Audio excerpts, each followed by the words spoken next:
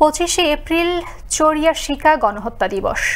সিরাজগঞ্জের উল্লাপাড়ায় 1971 সালের 25শে এপ্রিল পাক হানাদার বাহিনী চরিয়া শিকা অঞ্চলের 254 জনকে নির্মমভাবে হত্যা করলেও এখনও মেলেনি শহীদের স্বীকৃতি।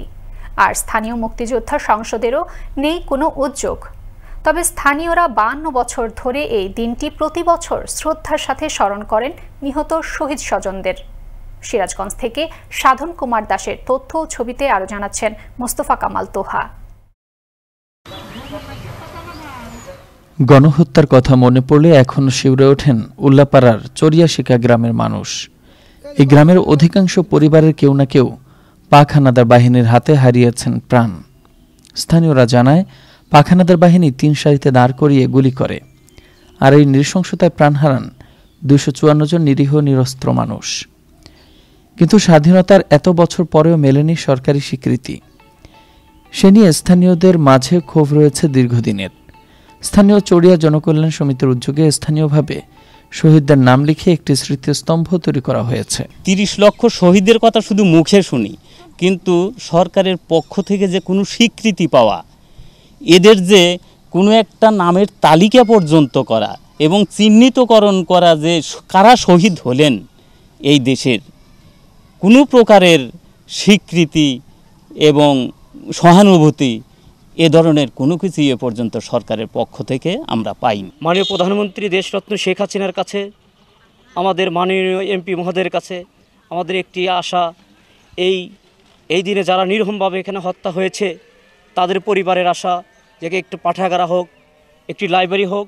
1500 জন মানুষকে ঘোষ করে নেওয়া, এক পুকুরে চালায় আর বসার কথা বলে মেশিন গান দিয়া, ট্রেন গান দিয়া, অর্থাৎ ধুমা দিয়া উন্দিগণে তারা মারিয়া থুয়ে চলে যায়। এই দিনটাকে, এই স্মৃতিটাকে স্মরণ করে আমরা প্রতি বছরই দিবসটা পালন করি।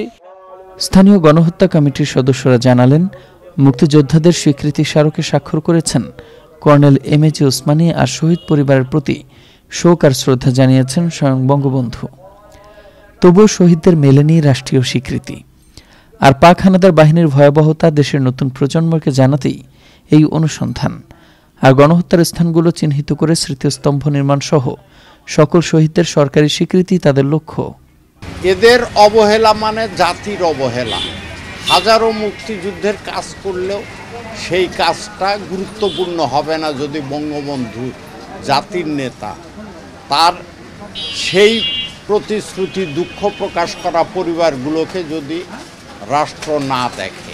আমরা গণহত্যা অনুসন্ধান কমিটির পক্ষ থেকে আমরা দাবি তুলেছি যে অবিলম্বে গণহত্যায় নিহত শহীদদের যে জায়গায় কবর দেওয়া হয়েছে, যেখানে গণহত্যা হয়েছে এবং যেখানে বধ্যভূমি রয়েছে, সেগুলোকে সংরক্ষণ করতে হবে, মুক্তিযুদ্ধের ইতিহাসটাকে রক্ষা করতে হবে। মুক্তিযুদ্ধ চলাকালীন জেলার প্রথম গণহত্যার স্থানটি সরকারিভাবে স্বীকৃতি প্রদান সহ শহীদদের মর্যাদা দেওয়ার দাবি শহীদ পরিবারের স্বজনদের।